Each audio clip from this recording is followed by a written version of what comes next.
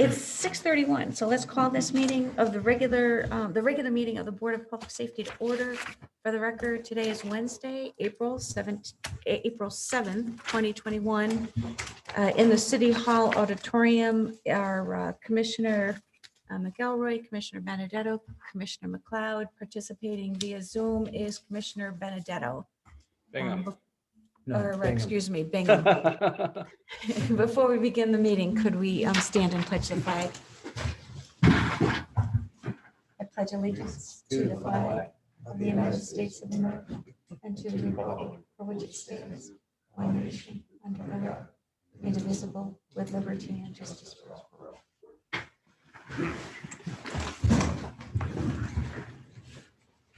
Okay. Jump right in. Item 1 on the agenda tonight. I'll entertain a motion to open the meeting to public for public comment. So moved. Second. Thank you, Commissioner Benedetto, seconded by Commissioner McElroy. All in favor? Aye. Any opposed? Is there anyone from the public that wishes to address? It's not we have volunteers here. Okay, we'll move right into item 2. I'll entertain a motion to approve the minutes of the regular meeting held on February 3rd, 2021. So moved. Second. Thank you, Commissioner Benedetto. I hear Commissioner McLeod. Are questions on the minutes or the motion? Hearing none. All in favor? Aye. Any opposed? Any abstentions? Moving on to item 3, I'll entertain a motion to accept the recommendation of the purchasing agent, fire chief, and selection committee to authorize the city to commence the fire lieutenant promotional process and to award the contract for promotional testing services to Research Management Associates, Inc. of Tinley Park, Illinois, for the total cost of $8,500 to be funded from the 2021 fiscal year budget, account number 5284, service agreements, and to have the mayor act on behalf of the city regarding the execution of the contract and its administration. So moved. Thank Second. you, Commissioner Bingham, and the second was Commissioner Benedetto. Questions? Chief, is this a new company coming? So we haven't done testing years. We have used them in the past, but this was we did a request for qualifications, request for proposals process. And this is the last company, I believe, that was in the city testing for the fire department, and they ended up being successful or being the recommendation that we're putting forward to the courts. And this company's out of Illinois? Yes. Nobody in Connecticut bid on it? There were some local Connecticut's, but this was the lowest or the lowest cost of the bids of the qualified ones that we interviewed, substantially. Okay. Thank you.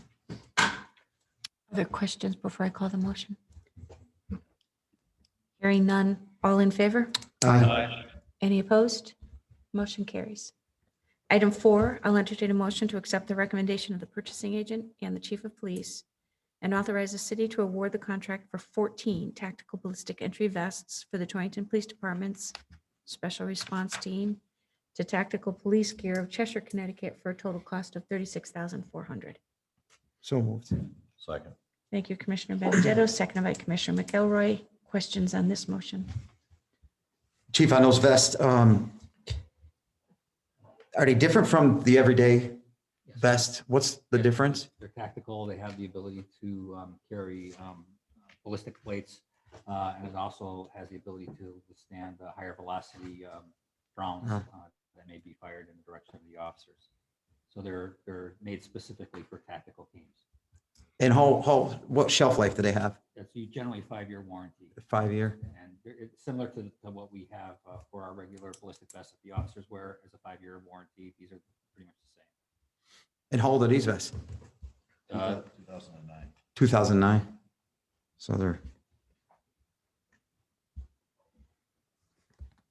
So even if not they're worn every day, the wear and tear, is that what makes them? The manufacturer's warranty, Commissioner. I know this was brought up in some other subcommittee meetings regarding whether or not there's a need to purchase equipment that expires beyond, if it's in good shape and brand new, if it goes beyond the manufacturer's warranty. I think that's the standard. I think we open ourselves to a significant problem and liability issue if in the event we go beyond the recommended warranty or the lifespan of a piece of equipment, and somebody gets hurt or killed as a result of it. So again, it seems it is the standard across the board for all law enforcement agencies to ensure that vests are rotated within a 5-year period, every 5-year period, or whatever the manufacturer warranty is, and that's generally 5 years. Yeah, I'm all for safety. I understand. Yeah. it's kind of when a thing's hanging in a closet for 5 years and they only use it a couple times in 5 years, it's gone bad. No, great. Just to understand that. Thank you. Other questions?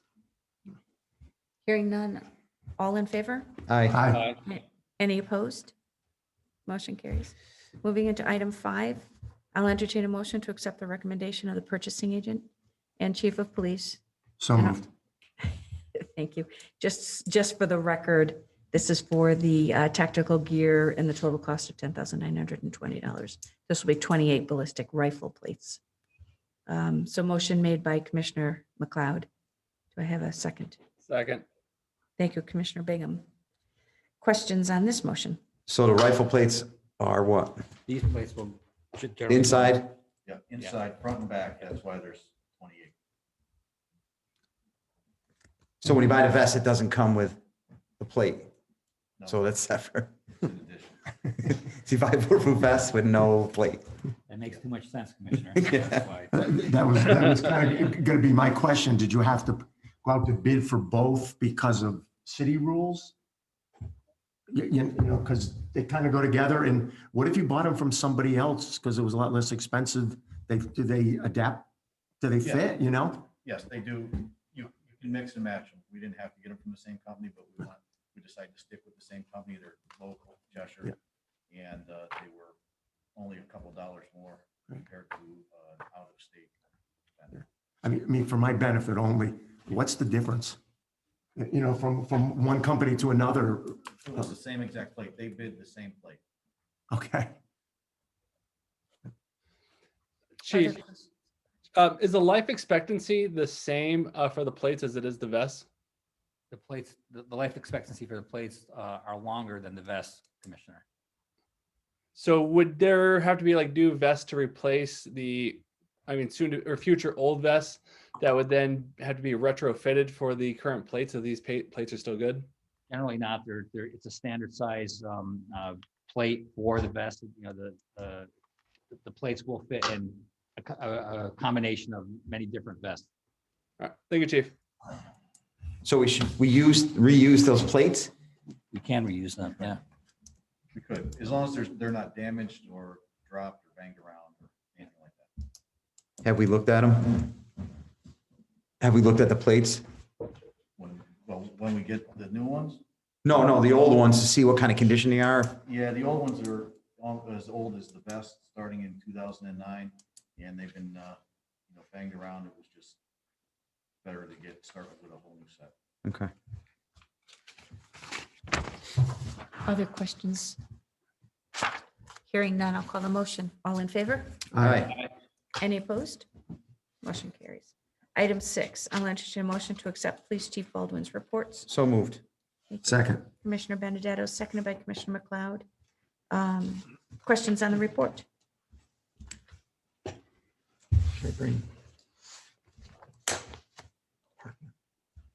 Chief, would you like to talk about the parking now or on your report?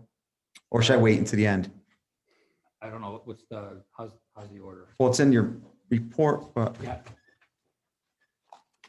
I could wait to.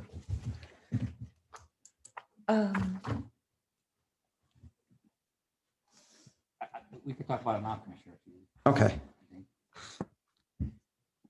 Do you want to just tell the commissioners what the issues are? It's on Field Street parking. There's meters. They took the kiosks out, correct, Sarge? Because it wasn't making money and they replaced it with regular meters. And businesses on Field Street and people that go to the gym, and gym owner was complaining about customers have to pay to go into the gym to park out front of the business. and they didn't want to park in the parking lot just over some fear going on over there. But so if you want to address what Yeah, this, what solutions we have. Well, we had a meeting with our economic development person, the mayor and ourselves to discuss some of the parking issues that are taking place throughout the city. And Field Street was one of those locations that we had discussed. To address specifically, apparently there's people within the Field Street facility that aren't that do not want the parking meters out front, fearing that it's going to disrupt their business and keep people away from their business. The parking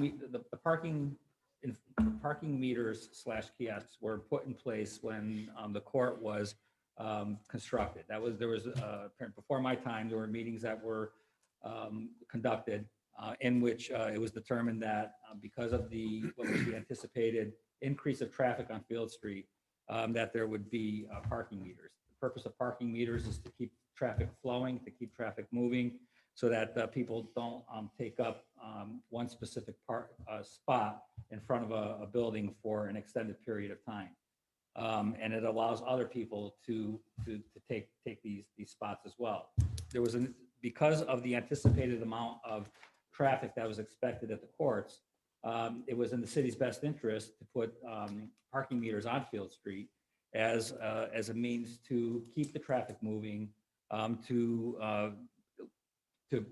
protect and look out for those people that are in the Field Street facility, so that court people that are going to the court aren't taking spaces in front of the Field Street facility where people are where the businesses may be. So we had put up kiosks up there initially as part of a newer technology where people would be able to park by using the kiosks. It was determined once we were revitalizing the downtown that the kiosks would have a better use downtown. There's a $50 per month fee to use the kiosks, and the revenue that was being generated through the kiosks were not, we were breaking even basically. So there wasn't any revenue being generated as a result of the kiosks. Therefore, we decided to move the kiosks downtown, but we never were abandoning parking enforcement on Field Street. The plan was to take the kiosks down and put up meters. The meters would have been up a lot sooner than they are going in now, but of course, COVID came along and delayed the installation of these meters. So another point that was brought up was that the court traffic is not as high or as anticipated as it was. The court traffic is not as high as it was originally anticipated. But there are indications that the court will become busier as time goes on, and there will be higher flows of traffic for the court. Currently, people do park on Field Street for court business. It's easier for them to park on the street, run across the street and go into the building than to go into the parking lot. We know that there is plenty of parking in the courtroom parking lot, but people opt to park on the street. The idea behind meters also is to push people out of the streets and into parking areas, into the areas where it doesn't cost people any money to park. The court has that type of a situation where they can go into the court parking lot, not pay anything. And the business on Field Street also has the same luxury where they have a large parking area where customers or people visiting Field Street can park in that parking lot without having to pay the meter. So I know there's some concern about that. The problem is that I think one of the issues that we have to think of and we have to consider is that if we give special treatment to the Field Street business owners, what do we do with the other business owners throughout the city of Torrington?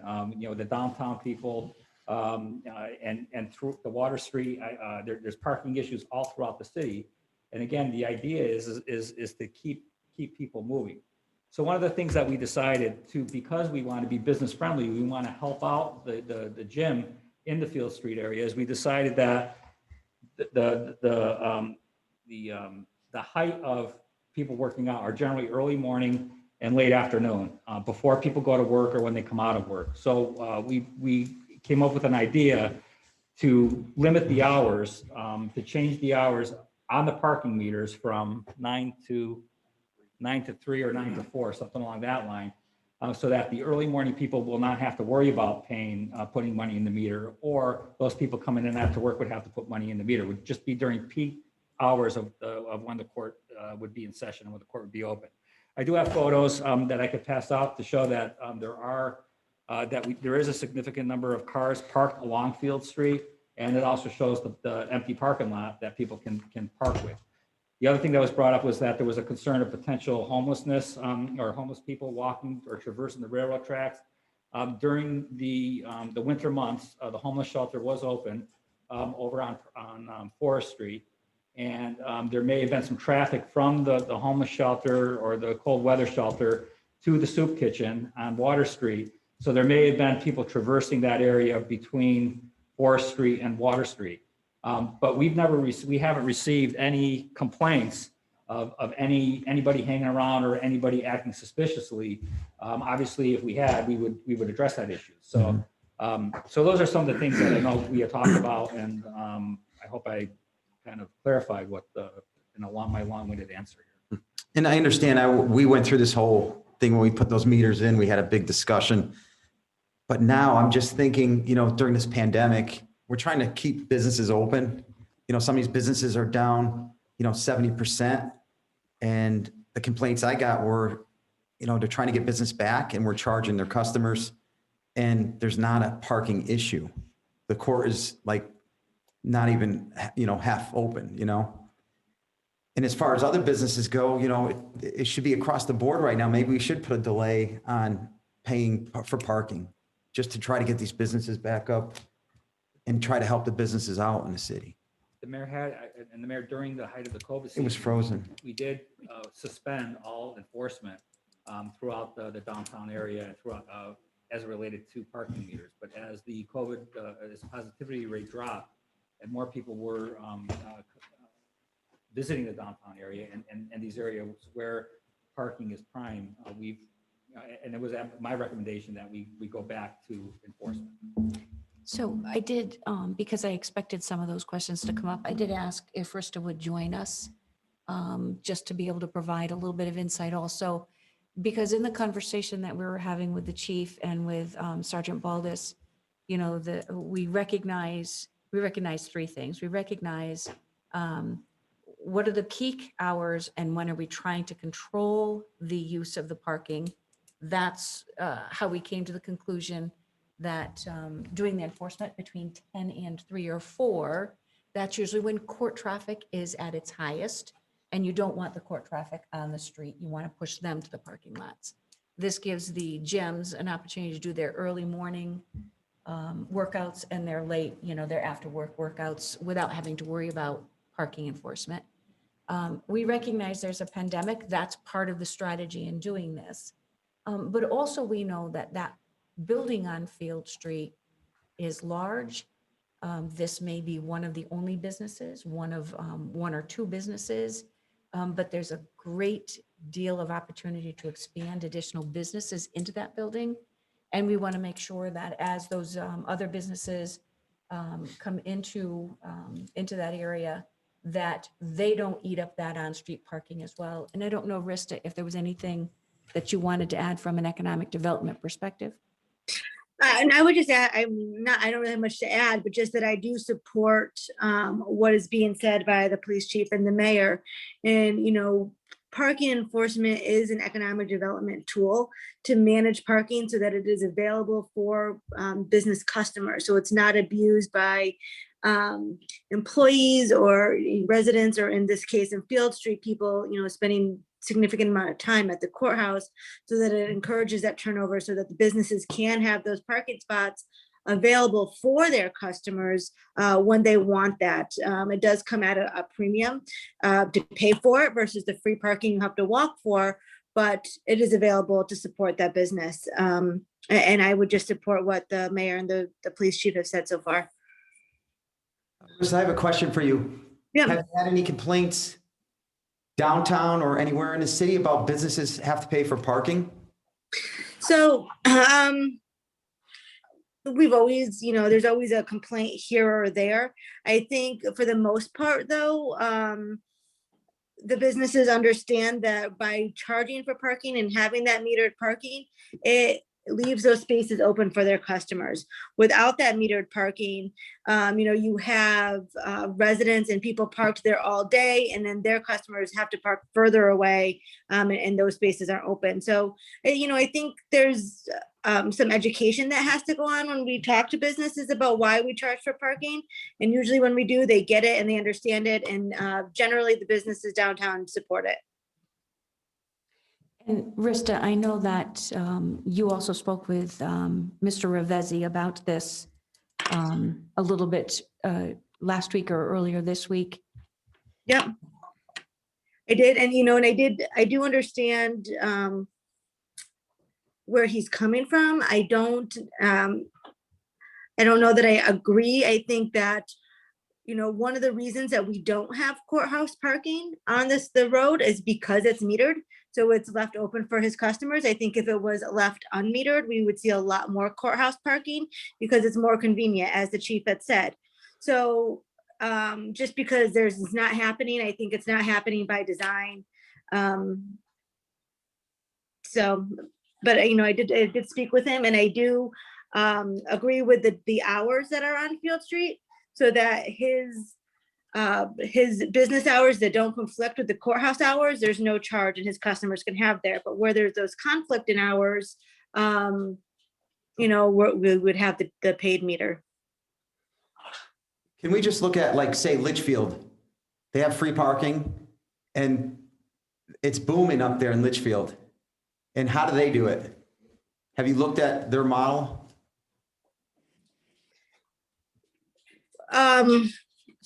So I might answer that because I Yeah. lived in Litchfield for 30 years. The parking wasn't free. They did have parking enforcement. They chalked the tires. When the courthouse left, they may have lifted that or relieved some of the pressures of that chalked tires. But here again in Litchfield, it's not, it's a different kind of use. Their peak uses are in the evenings when their restaurants are open. And I think you'll find here again, enforcement is over in the city of Torrington at 6 o'clock. Is it 6 o'clock? Yeah. So the same thing happens here, after a certain time, those businesses, that are relying on that parking during their peak hours, we're trying to relieve some of the stressors. Parking in Torrington is something that we're looking at all the time. The reason the chief and Sergeant Baldus and Rista and I met recently was to look at that ordinance again, look at the demands for overnight parking, looking at what's reasonable, looking at winter parking, the winter parking ban, is November to April really the appropriate timeline? We're always looking at this, and we're hoping that, we want to give this a little bit of time with these reduced hours of enforcement on Field Street, take a look at it, get the feedback, and we're always willing to listen. And when you hear that kind of feedback and bring it to the board, this is the way it should be handled. These are the conversations we should be having. So I just have a question that I think it needs to be brought up that probably nobody wants to answer. Is this about paying $1 in a parking meter? Is this about, I don't feel like walking very far? And I have to ask that because I've heard this so often downtown. Yeah. Well, I'm not walking across the bridge. I don't know the people up there, so I'm not trying to, throw them under the bus. But what is the real issue here when there's free parking right there? it's the age-old question. We did hear through Commissioner Benedetto, and Rob Ravezzi did come to see me, and he called Rista. We did hear that there was this concern about the homeless people up there. And when it's dark earlier in the wintertime.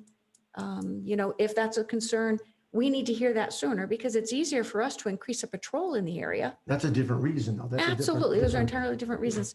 But yeah, I think we're all a little spoiled being able to park right in front of our, shop or right in front of our store and I mean, if you remember correctly, nobody wanted to pay for parking in front of the YMCA.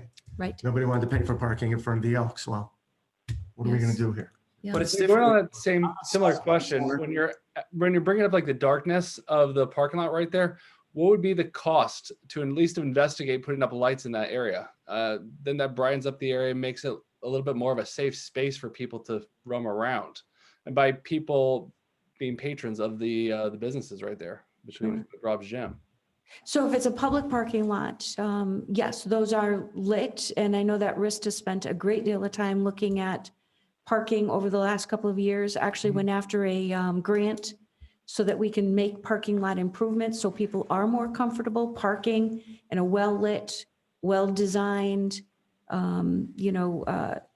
more comfortable and welcoming parking lot.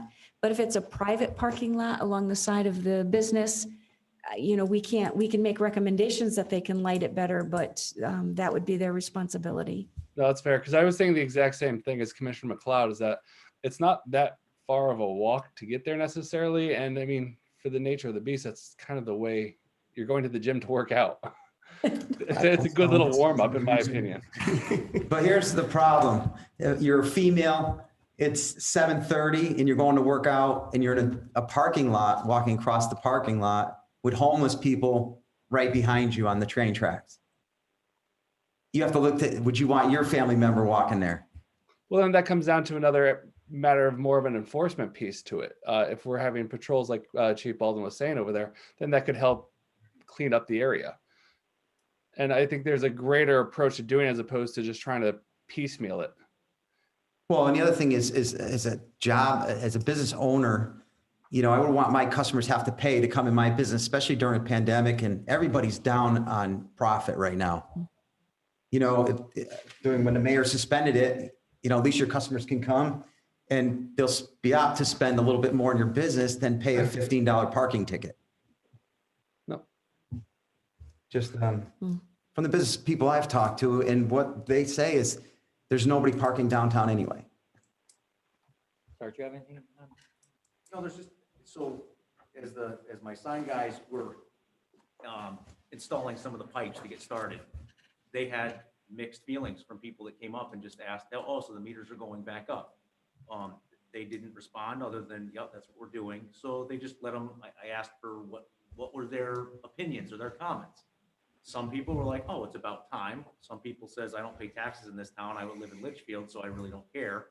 And then there was a few people that said, well, then I'm not going to park in front of here. And so, I mean, it was all across the board. Some people said that there was no difference. One lady who came walking up with, her running sneakers on and stuff says, oh, it's about time. I don't use these things anyway. I'm going to the gym. And she parks in the lot. So it really was kind of across the board. There wasn't really one side that really went to one end. And those were people that were going into, utilize those businesses. So they kind of knew it was coming. And again, the reason for the very long delay was trying to order parts or anything else from these manufacturers down in New Jersey. Because of COVID, half these factories aren't even open. So I still have like a little bit of a lag time in trying to get some of these metered products in. It's still a trickle down here for, COVID hasn't gone away, and it's still delaying things and just trying to get some basic resources for these meters. So, and I'm looking at Rista as I'm asking this question. Also, what we've learned, especially with our downtown merchants, is there are certain businesses that rely on the quick in and out kind of business. It's the coffee house, or it's somebody who's picking up a pizza. So those are the people that are looking for the parking right at the front door. Another reason to encourage the turnover of those parking spaces, you don't want to tie it up with somebody who's in the gym for 2 hours. You want to leave those parking spaces open. So it's Brent, is it Brett Catino that's in there? He has a smoothie shop, and I know they were doing during the holidays, some holiday gifts that you want to encourage those parking spaces to be open so somebody can park in front, run in, grab their smoothie and run out quickly.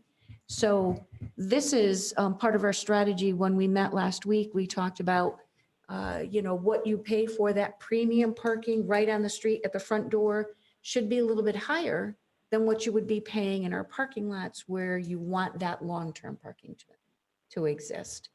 So it's a challenge, but I think at the end of the discussion, we did come to this conclusion that let's try this. Let's try to start enforcement a little bit later in the morning so that that gym traffic is starting to wane. People are going to work, and end it a little bit earlier in the day when the courthouse is closed and you're not going to see a lawyer who's in court for 6 hours Mhm. tying up a parking spot. And have we done a cost analysis on parking? So as far as the analysis wise, I looked at what we take in total for revenue. I don't have it split out from previous to me as far as for what was actually taken in from Field Street because it was limited other than you broke even with the kiosks. So it's kind of hard to gauge because it was a newer piece of property down there for parking real estate. I mean, fiscally, obviously we're down just from COVID, but I mean, we're still averaging, we're taking in almost $82,000 in the meters around the town, around the city. That's still a pretty significant amount, even considering the downturn that we've had this last year for 2020. Still impressive. I didn't think it would be that high, and actually we're doing okay. To maintain a meter, it's $67 for a digital meter for us to buy refurbished. And really that's the best way to purchase them because they're starting to be phased out. The newer solar ones that pretty much everyone is going to that you can pay with a card, they're $1,100. And I know that in this time, in financial crises that every city is going through, not just us, that's not feasible. So we try to make it the most cost effective. To put a few batteries in to maintain the meters is definitely the most cost effective for us. And it still keeps people moving a little bit. The only other thing that I was going to try to adjust is, well, I am going to adjust it, is making sure that we can accept all forms of coinage and not just the quarters. I know that seems to be actually one of the more large complaints across the city is that we went to quarters and people say, I don't keep quarters in my pockets anymore, but I have dimes and nickels. Yes, the number's not going to make sense. It's going to be goofy because you're getting 12 minutes for 25 cents, but if you break it down, you're getting 3 minutes for a nickel. Well, if you're running in to grab a smoothie and it takes you 5 minutes, that may only cost you a nickel. So I'm trying to work the best I can with the small businesses. I'm not looking to have anybody fail. I'm also making sure that we're trying to abide, everyone being, conscious of that's a high priority spot. We want turnaround. We want people to have business. But in order to have business, sometimes you do have to pay a little bit for it. They do have 100+ parking lot and they actually tout it on their website that, hey, we have a parking lot that holds up to 100 people. I mean, we have a good sized lot. If that is part of your selling point to sell memberships, you should be wanting to push people into your lot, not tie up your space out front. It kind of ties up your visual real estate as well. I'm thinking we're being pretty fair with only doing 9 to 3 because the gyms, I used to work out there quite a bit.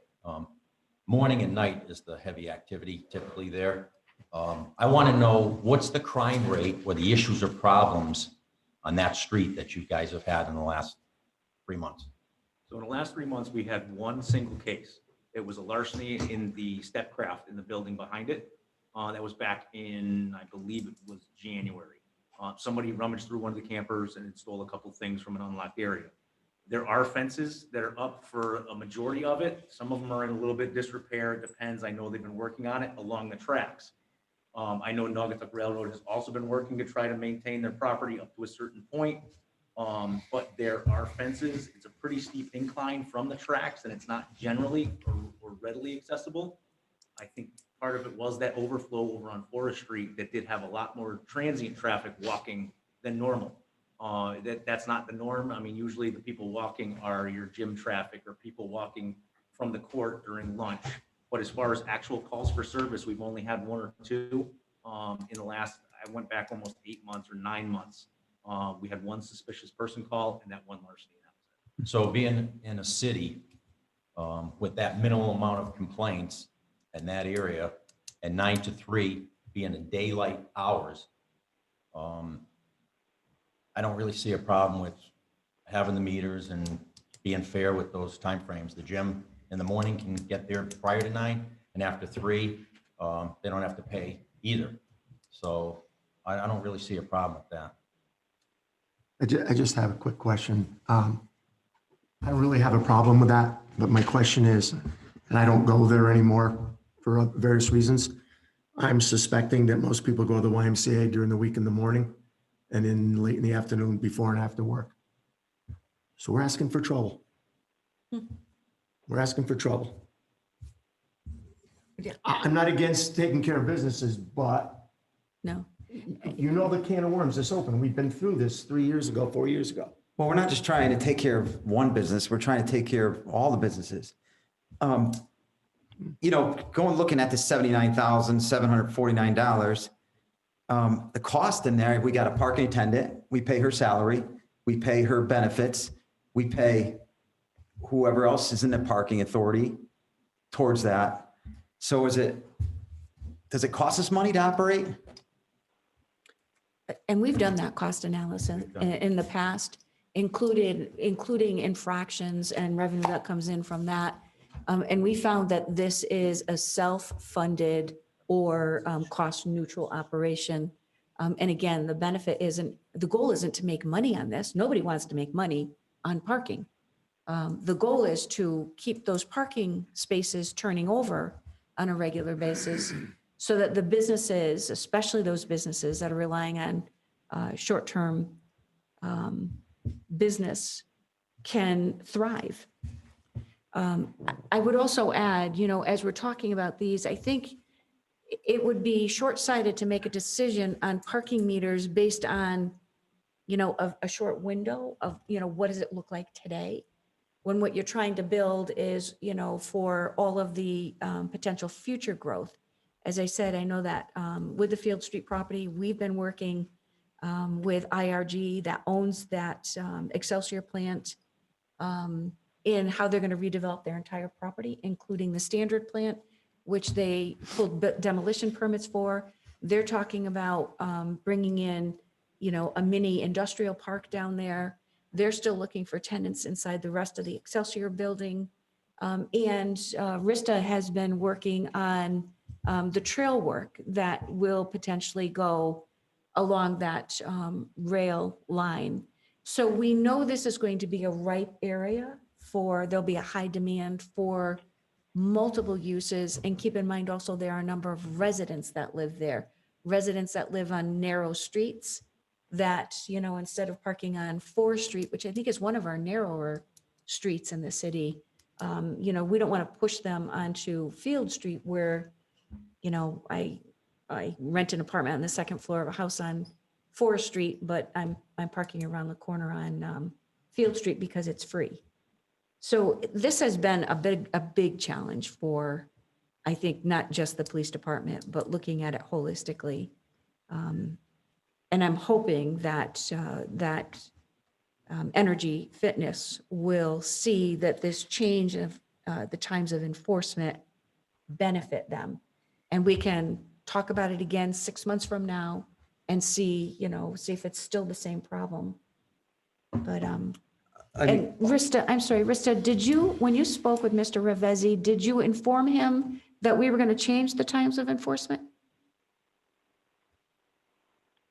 Yes, I did. Okay. Rissa, can you tell us what Mr. Ravezzi had said? So he is upset that there's parking meters going in on the street. He thinks, that there's not a lot of demand from the courthouse and that he should be left open for his customers. That's his opinion. Chris, the other thing too is, as you mentioned, the courthouse, Commissioner, during the COVID situation, Litchfield Courthouse was pretty much shut down as well. So there wasn't a lot of traffic in the courthouse. As the COVID crisis starts to wane, there is more and more activity that is being directed to the Torrington Courthouse. So I would only anticipate that to be getting busier as opposed to getting slower and more traffic arriving in that area than in the past. All I would ask for is if this board would consider waiting till the state opens up 100%.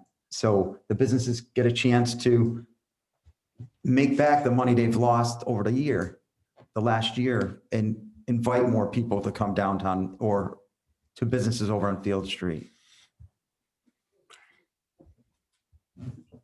I'm thinking too, being very familiar with that street, there are only so many parking spots on that street. And when I used to go to the gym, those spots are gonna be filled up either by court people or the gym people. So the rest of us would have to park in the parking lot. It's not like there's 100 spots in the street. There's only so many in the street, which means all the other patrons are gonna park somewhere else. I mean, so not everybody's gonna be parking in front of that building. The ones that want it will park there. The ones that don't mind or want to go right around the corner to that parking lot will just walk from there. It's daylight hours, 9 to 3, so it's not that bad. There's only about 22 or 23 spaces that are there. To go from about where the entrance is to the parking lot for the courthouse up to the other parking lot before you get to Forest Street.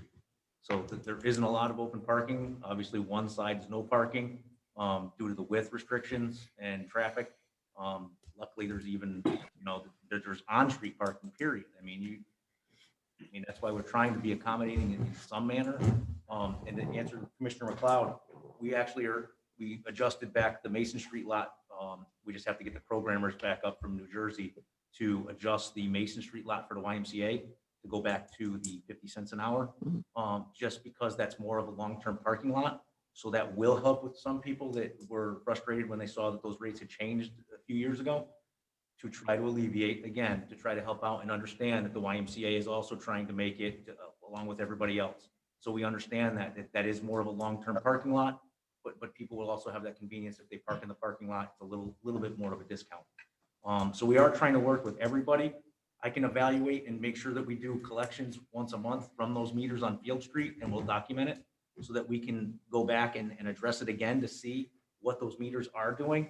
I just threw just a generic number in there just to say if there was $1 on 10 meters once a week. So even just that you had $1 a day on 10 meters, you're pulling in $60 a week or $240 a month. I mean, that's still, yes, is it a ton of money? No, it's not. But it's moving the traffic along. It's paying for the meters that are there. It's keeping business moving. And that's really the intention of it. It's not allow people to get stagnant. So if I show up for a family violence case at the court and I thought I was supposed to start at 10 and they end up delaying me, and I'm there until 4 o'clock that night, but I parked on the street, am I going to go back out because, I'm parked on the street? What's the difference? That deterred somebody that may have gone in for an hour to the gym that, now has to go either park further down, is trying to find a parking space. So yes, it is a little bit of I hate to say the word exclusive, but it is allowing you some of those exclusive rights to be able to park close by for a short term. I mean, that's kind of why the idea is there. And that's kind of why we're trying to see if this will work. And I agree. I see all angles to this. We've been through it. I know. But here's another scenario. I want to get a smoothie at lunchtime and I don't have $1. I don't have coins in my car. The younger generation, they don't carry coins, they don't carry dollars. So I run in, the parking lady gives me a ticket, so it costs me $15 plus the $7 for the smoothie. You probably didn't need the smoothie, you just need to pay the ticket. So, that's the fight. They're telling me they can't even run in if they had to, and there's a lot of people that do that, run to the gym to get a smoothie. Rista, I don't want to Or I'll say Alfredo's Deli, another one. They run in, grab a sandwich. If they don't have change, or I think it just deters people from, don't want to take that chance of getting a ticket. People want to come to City Hall, but they're like, there's nowhere to park. I ain't paying for that meter. And you don't have to pay the meter? So they don't pay our taxes. Because we're trying to get our Park Mobile, we're trying to get a new app up that is actually going to give you the accessibility to either download an app. So now that will go generational. But if you still want to put coins in the meter because you prefer to hold on to good hard money, you can slide that dime in if you want. But you can also call and you can talk to someone on the phone if you feel more comfortable to give, that dime over the phone. You can call and there's the debit cards, they accept it via text. So we're trying to people, they want instant. They're going in for a smoothie. You can download the app and have it within a second. All I'm asking, I'm asking for the world just until this pandemic is done. Why can't we just help out the businesses and let them there. So if I can just add, I think there's a lot of studies done about free parking versus paid parking. And one of the examples that they use is it's similar to if you go to a movie theater or to like a show or something. The seats up front are always going to cost more than the nosebleed seats. If they cost the same, everybody would want to be in front, right? So that's like a good visual for me. And I think that as we start to open back up, with the pandemic and things start to open up, I think it's going to be even more important for us to keep our parking the way that it is to protect those spaces for the businesses. Because if we start to make parking impossible or it's always filled and those prime spots aren't filled, people are going to stop coming downtown and stop coming to the business. We need to keep those spaces open for the turnaround, for the people who are coming in to support our businesses. And if we eliminate the parking rates altogether, we're going to have people parking there for hours on end, whether they live there or they work there or, going to the courthouse to a situation the Sergeant Baldus just said. So I know that it may sound counterintuitive, but it really is a economic development tool that helps support businesses versus detracting people from coming, because having no parking is what really is going to detract people from coming to those businesses. But Rista, we're only 50% opening right now. But we are Shouldn't we starting be- to shouldn't we open be up. helping these businesses? And what I'm saying is in my opinion, I think having the parking enforcement is helping these businesses. Otherwise, they would be filled with people parking there for hours. Or people aren't coming? That's, as a business person, I don't have paid parking in front of my business, so people can come in and not pay a dime. But if I want to run and get a pizza, it's going to cost me money to get that pizza to go to that business. And that's been a big request. I mean, before the pandemic, throughout the pandemic, and now as businesses are opening up, we repeatedly get requests from property owners to just allow a 15-minute parking right in front of their space. Well, unfortunately, for every one of those businesses that are asking for that, you would eliminate 75% of the parking on your street, because every business on Main Street offers takeout. They offer a pizza, they offer smoothies, or, you're just running in to get an ice cream cone.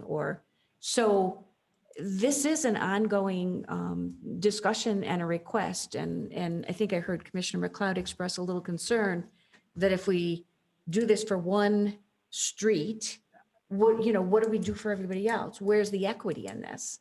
So I agree, it's a challenge. But we are seeing more traffic downtown. We are seeing more demand for parking downtown with the brewery open, with the restaurants getting more capacity, and more restaurants are opening up downtown. It's an ongoing challenge. I agree. And Yeah. I just want to add one thing, and I've got to be blatantly honest. These exact complaints, to cut to the chase, came before anybody knew what a pandemic was. Pandemic has nothing to do with this. These are the same complaints that we had before. So I'm getting bored with the word pandemic. I mean, I never hear it again. let's, I'm not sympathetic to their issues, but they're the same issues that were 3-4 years ago. It has nothing to do with the pandemic. But when the state eliminates how many people you can have in your business, that And the parking affects should be easier. everything. So So I'd like to make a motion to eliminate the parking meters until the state is up and running 100%. Okay, so we'll start with a motion to add it to the agenda. So let's start it with. Okay, make a motion to add it to the agenda Okay, to eliminate parking meters, paying for parking meters until the state is open 100%. okay, so I have a motion. Do I have a second?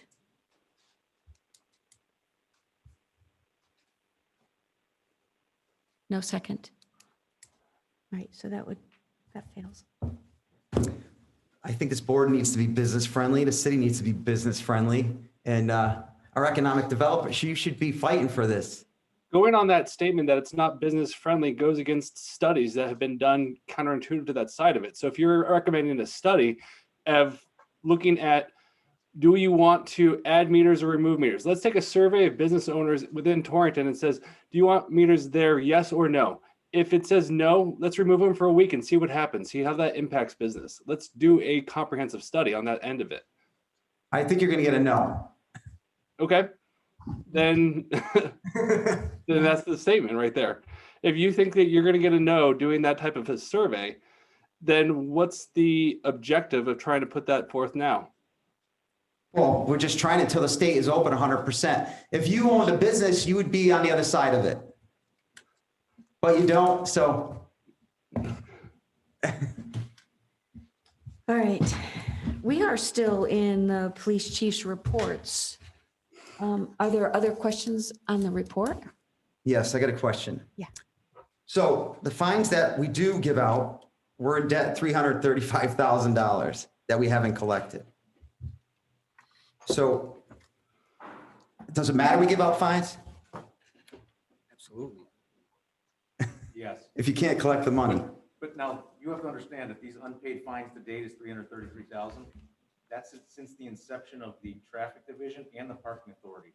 I have tickets dated back to 87. So yeah, I mean, would you? And I haven't seen a car booted or anything. I booted 3 cars last month. And did you get paid? Yes, within Okay. 24 hours. Perfect. Okay. And I think that the age-old question every time that question comes up is, there's no way for us to write off those as bad debt. So we just, Not at this time. And Sergeant Baldus has been charged with getting that revenue back. There are some things that we're just going to have to eliminate because of the length of the tickets being 1986, 87. But we are working with Lana from the tax division. And we're looking at different methods to start collecting some of those revenues that the people have not paid. I know prior to Chief, you coming in, we're supposed to set up with motor vehicle. So it's just like the tax office. So if you didn't pay your fines, you have to pay your fines before you can re-register. And I thought we purchased software. Yeah, there was no purchase that was made as far as DMV still has that same piece in play, but now they're charging for it, imagine.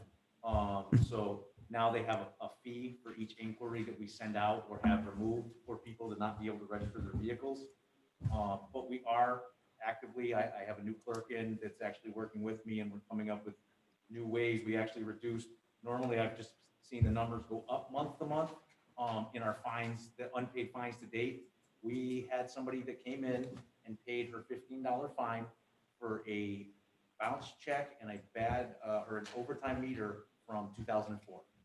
Wow. So again, we tracked the lady down. She says, I was living in Puerto Rico at the time, and my sister was driving the car. Well, she's the one who wrote the bad check. She was pissed at her sister, came in and paid the debt. So I mean, I hate to say it, but she paid the debt. So I mean, it does, yes, it takes time. Does it take too much time? Absolutely. To try to go out to a third-party biller or a debt collector, they've tried that. I know that we've tried that in the past, and that was counterproductive. That actually ended up costing more money to us in the end. So, we're a limited resource as far as we only have a handful of people, but we are making strides. And this is the first time I've seen these numbers actually come down in a while. So we are making strides at people paying the debt. I hate to use the word pandemic, but as far as, people were strapped for cash. They were making sure they could pay their bills as opposed to other things. Now that people are getting back on their feet a little bit, they recognize, hey, I'm not going to ignore that letter again, because if not, they saw the boot on the car over on James Street or over on Turner Avenue. Oh man, we better go and take care of this $200 fine. So people are recognizing it. They are doing something for it. I mean, I didn't publicize it because I figured that would add injury to insult right now, but we are getting the debts collected. And it says during the month, he had 0 boot letters sent. Is that from January 1? Wait a minute. Or is that just the month of January? is that what the report is? January? Must have Yeah, been this- January, so it must be just the month. Yeah, it must have been something. So as far as there was 39 boot letters sent, and 3 were booted for the month of March.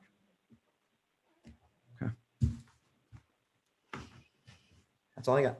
Okay. Any other questions for the chief on the police department reports? All right. This motion, did I call this motion? So the discussion is over. I do need to call it to accept the police chief Baldwin's reports. The motion was made by Commissioner Benedetto, seconded by Commissioner McLeod. I'm calling it all in favor. Aye. Aye. Any opposed? Motion carries. Thought I heard Darlene. Yes, it's Commissioner Battle. I'm Hey, here. Darlene. Good. Okay, good. Number 7, I will entertain a motion to accept Fire Chief Towie's reports. So moved. Second. Thank you, Commissioner Benedetto, second by Commissioner McElroy. Are there questions on this report or these reports?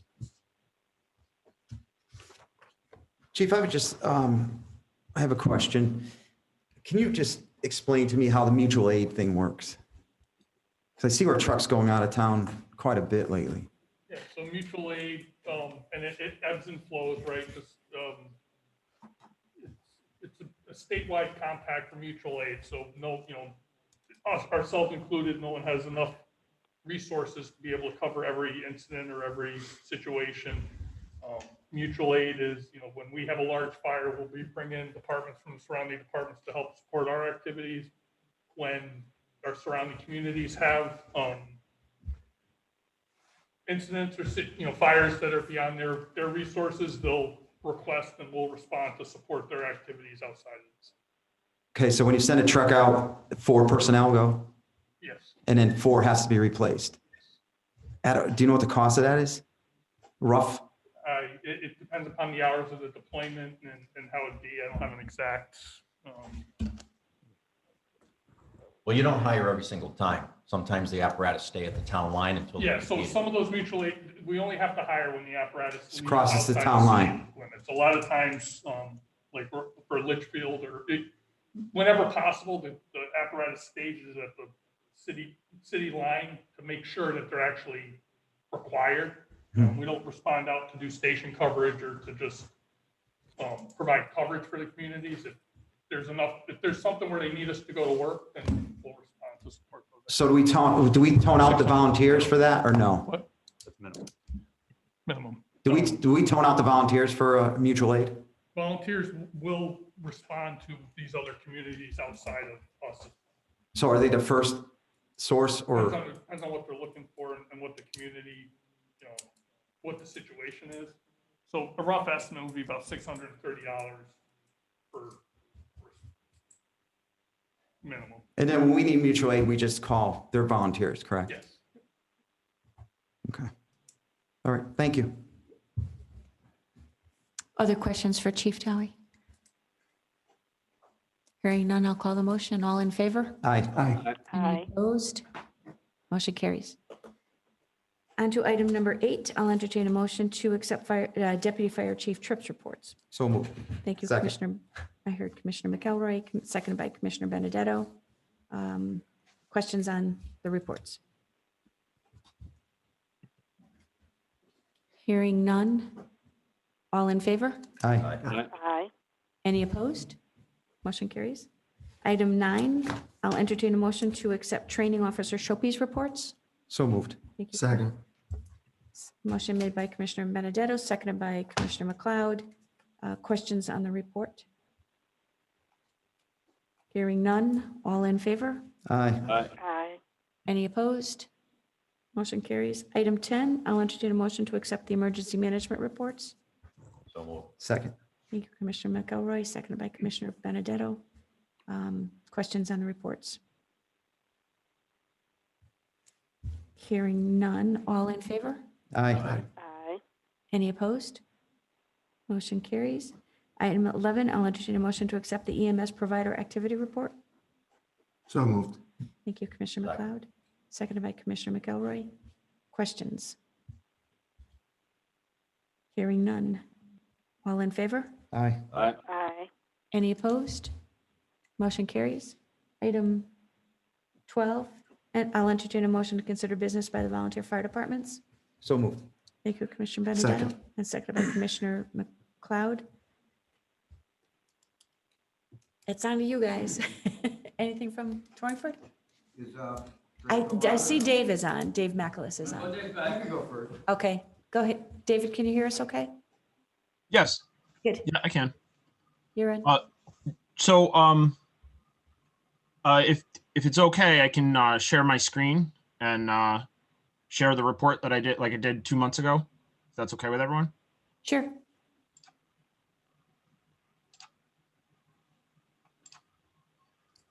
All right, so you should be able to see a spreadsheet. Yes. Okay. So for the month of March for Drakeville, we went on 19 calls, or we had 19 calls, 4 practices, 6 work details, and our monthly meeting. Fire call hours, we spent almost 50 hours worked on at fire calls between at the firehouse and at on the actual calls themselves. For target solutions for training, we had 118 hours. For work details, we spent 34, and for our meeting, we had 10 hours. And this is man hours, not individual hours. So for a total of the month, we had 209 hours. I happen to see a lot of the calls in March. You can see here over on the left-hand side, the different listing of different calls and work details and practices that we did here. A lot of these were coverage for the city, for Torrington being on other calls. Several of these we started to head out and then they canceled us and turned us around for whatever reason. And then other ones where we also had a lot of car accidents and tree on wires type calls. So we are trying to plan another fundraiser. We're working on doing either a pancake breakfast or pasta dinner or something of the sort like that. We're having a hard time with it because with all the changing regulations, we're trying to figure out what we can and what we can't do. And just the cost of everything has gone up significantly. And we're hoping to, our captain right now is taking a firefighter 2 class. And so he's getting to learn, and he's actually going at that class is above and beyond because it does more than just firefighter 2. He's doing RIT training, he's doing flashover simulator and a bunch of other classes added into that. Right now he's paying for that out of his own pocket, which is, it's unfortunate in my mind. And so that's kind of where we are at this point. We are getting another black helmet back. He moved out of town. He was part of our department. He moved out of town and he just moved back Monday. And so we're getting him back, which is fantastic. And as most of you know, my father, we are going to lose one black helmet in June or in that time frame.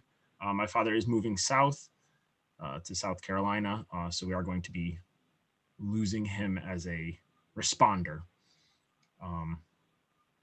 which is, it's going to be a tough time for us after he moves. So, but we're doing okay right now, and we're trying to do our best with everything else. So, any questions? Questions for Chief Mechlis? I really appreciate your spreadsheet. Yeah, I will try to get it to you guys, the monthly report to you guys next month. I'm still trying to figure out exactly how to format it in a way that the chief can take it and put it into the package. This isn't the greatest one because it's just a whole listing of the whole year. And I don't think every month seeing that whole listing is helpful. I think just a monthly report might be better for you, unless you want the whole year every month. No, I think. No. I would be happy to volunteer my time to make this into a comprehensive list, like the training log that you have there, and then a second tab where you just have to select a month and then a population. Yeah, I can do that. It's just a matter of getting some time to do it. I've had a struggle of a month here, so.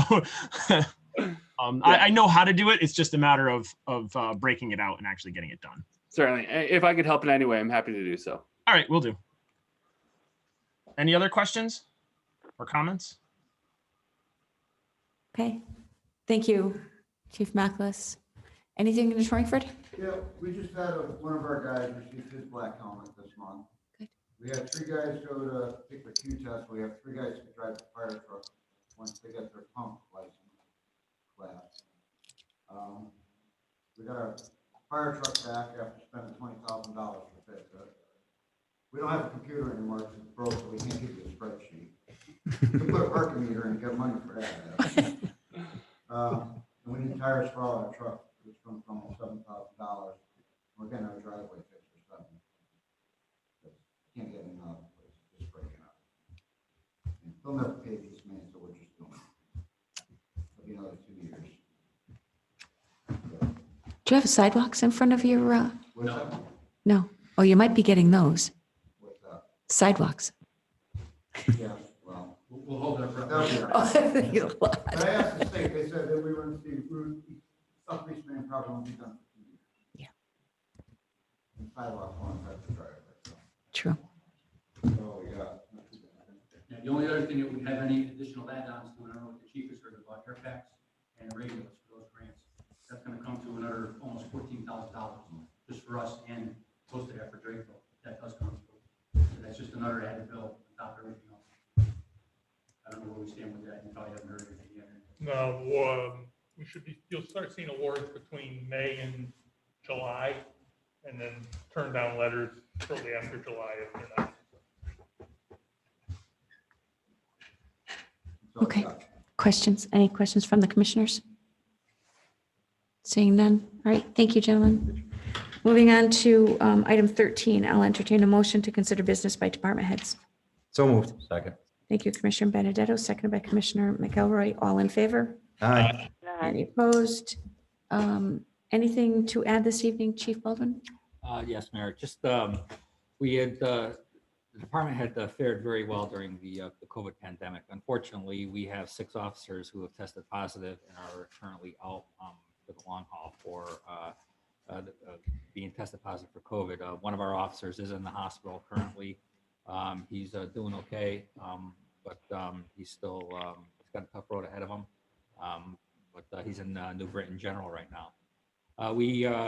I'm pleased to announce that we hired 2 new officers yesterday.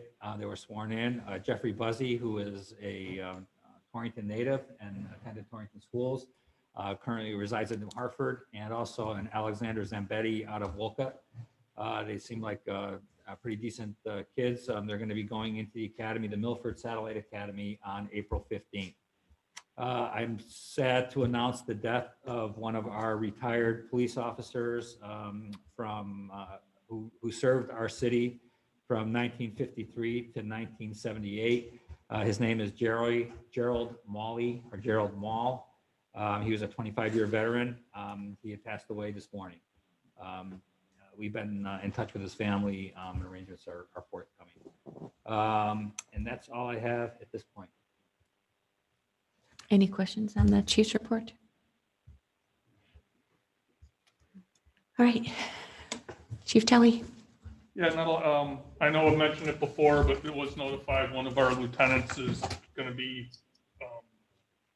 retiring or leaving to seek employment with another municipality.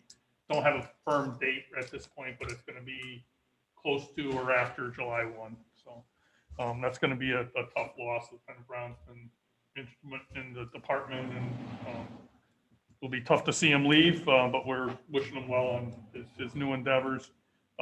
We continue our department continues to be healthy. We're doing well on that thing, and sort of just waiting to get through the pandemic, and trying to get back to some sort of sense of normalcy and get caught up on some of the training and other operational stuff that we weren't able to focus on as much as we would like to during the past 13 months. Thank you, Chief. Any Anything questions on the report? Oh, yeah. I mean, just a thank you to all the stakeholders, Charlotte and Community Health Center for helping, getting our guys tested and all the support through this pandemic. They've really been area health as well have just been amazing partners throughout this. No questions? Anything from Trinity? You do not? Yeah, our 8 new vehicles that we had talked about before are all in service now, OEMS inspected. So we have 2 of them that are in the city of Torrington, will stay in the city of Torrington. We also just got the approval for 4 additional cars, ambulances, so for this fiscal year. So they're having problems getting chassis because of COVID. So we're hoping that we're going to be able to get them in this fiscal year. We can get them on the road also. We had also purchased 6 new Chevy Tahoes for our fly cars. We just received them in the other day. They're being painted, light bars put on, radios, etc. And again, those have to go through OEMS inspection. And so Medic 6 in Winston will get one, Medic 2 in Torrington will get one, and the rest of them will be throughout the city of Waterbury and Cheshire. So hopefully we're going to be putting those online pretty soon also. So I think that's about it. It's good news. Any questions for Jeff? All right, we'll move into item 14. I'll entertain a motion to consider business by the mayor and members of the public safety. So moved. Thank you, Commissioner Second. Benedetto. Seconded by Commissioner McLeod. All in favor? Aye. Any opposed? Let's start from the screen. Anything this evening, Commissioner Bingham? I do not, Mayor. Thank you. Anything, Commissioner Battle? No, not tonight, thank you. Thank you. Commissioner McElroy? Not tonight. Commissioner Benedetto? I always do. I just like to say how disappointed I am in this board and the city. You know, it's the poor businesses in this city, you know, are only open 50% capacity. They're losing money every day. And here we are trying not to help them out. So it's just a disappointment. And I think we should do whatever we can to help these businesses out. And we should look at other towns that don't have meters and what kind of business they have. That's all I got. Thank you, Commissioner. Commissioner McLeod? I'm all set, thank you. All right. I'm just going to add a quick note. We are working on a modified, scaled down version of the Memorial Day Parade. Chief Baldwin, Chief Towie, our Veteran Service Office and our new Veterans Advisory Group are starting to put together some ideas. It will be mostly vehicular for the veterans. Marching bands are tricky. So we certainly didn't want another year to go by without memorializing those families who lost loved ones in service of our country, or the veterans or their families that you know are here, or military servicemen that are still serving. So I'll have more information, but as it looks right now, we're going to reverse it. It'll start from the north end of Torrington, end at Co Park, where there will be a Co Park ceremony. We're looking at classic cars to carry the veterans as passengers, honor guard, maybe some of our police and fire vehicles, and we also requested a flyover for the event. So something better than last year, which was better than nothing. So kind of proud of the effort being exerted and appreciate the chiefs for being a part of the planning of this. With that, I don't think there is any further business before the board, so I will entertain a motion to adjourn. So moved. Thank you, Commissioner Benedetto, seconded by Commissioner McElroy. All in favor? Aye. Any opposed? We are adjourned. Thank you. All right. Good night, everyone. Good night. Good night.